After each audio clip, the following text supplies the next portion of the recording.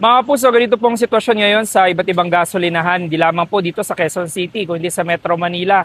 Marami po mga motorista yung humahabol na magpakarga para magpa-full tank ng gasolina o di kaya naman po diesel, bago po yung panibago na namang taas presyo sa produktong petrolyo bukas. At ang diskarte po nung ilan ay humanap po sila ng mas murang gasolinahan. Gaya lamang po nitong UV Express driver na nakilala natin dito sa New York Avenue sa Cubao, si Mang Edward.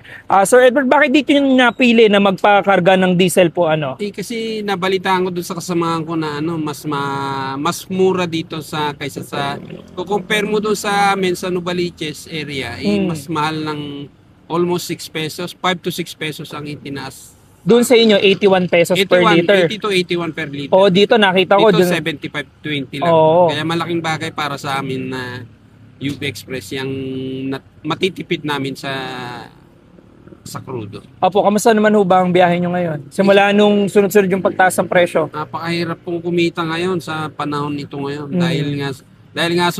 dahil nga po sa taas na presyo ng crudo. Sige po, salamat po Sir Edward. Wala pong anuman.